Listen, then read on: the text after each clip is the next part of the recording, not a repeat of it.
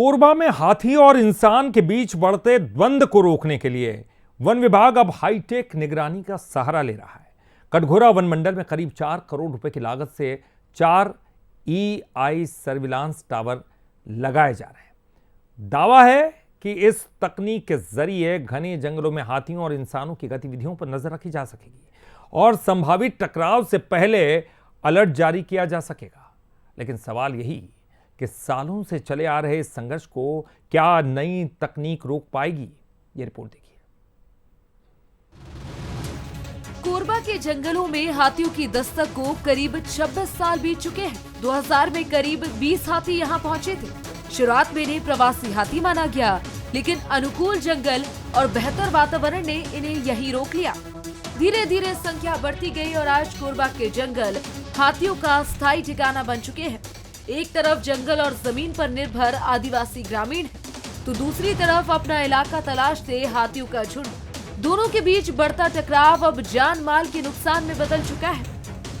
हाथी प्रकृति है, प्रकृति का व्यवहार बदलते रहता है, उसकी दिशाएं बदलती रहती हैं, उसका एक इकोलॉजिकल सक्सेशन होता है, वो बदलते रहते हैं। हम सारी कोशिशें करते हैं और अभी जैसे आप बोले फेंसिंग से हाथी को क्षति होती है, फेंसिंग से हम नहीं रोक सकते। लेकिन जैसे लोगों में समझ बढ़ेगी, लोगों में जागरूकता बढ़ेगी, वन विभाग भी गांव की समस्याओं से जागरूक होंगे। ये एकमात्र ऐसा टूल है जिससे ही हाथी मानव द्वंद कम होगा। हमारा काम है हाथी के हमको एग्जैक्ट लोकेशन की जानकारी होनी चाहिए, मिनट टू मिनट। उसके लिए AI टावर लगा रहे हैं ताकि हाथी के 24 घंटे के मूवमेंट पे हमारे पास। हाथियों की मौजूदगी बढ़ने के साथ वन विभाग ने भी कई प्रयोग किए। पश्चिम बंगाल से एक्सपर्ट टीम बुलाई गई। मिर्च पाउडर और दूसरे मसालों के जरिए हाथियों को आबादी से दूर रखने की कोशिश हुई। सोलर फेंसिंग लगाई गई। थर्मल ड्रोन कैमरे से निगरानी का प्रयोग भी हुआ, लेकिन हाथी मानव द्वंद पर इसका कोई स्थायी समाधान नहीं निकल सका।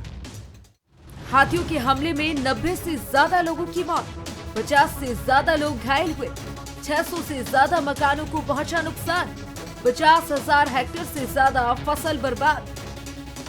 अब कोरबा और आसपास के जंगलों में हाथियों का दायरा भी बढ़ रहा है। हाथी नए रास्ते बना रहे हैं और पड़ोसी जिले के साथ मध्य प्रदेश के अनूपपुर तक उनकी आवाजाही देखी जा रही है।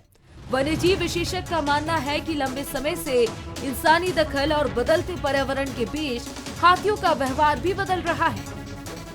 हाथियों को हम अलग नहीं कर सकते।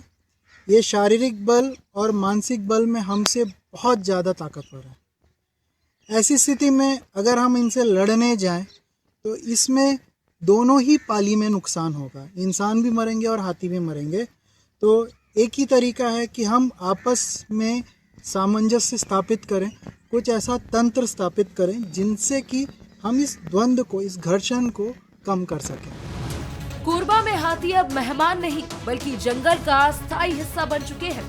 ऐसे में चुनौती हाथियों को हटाने की नहीं बल्कि इंसान और हाथी के बीच सुरक्षित दूरी कायम करने की है। नई तकनीक इस दिशा में कितना बदलाव लाती है, इसका जवाब आने वाले समय में ही मिलेगा। लक्ष्मण महंत, वंश न्यूज़, कोरबा।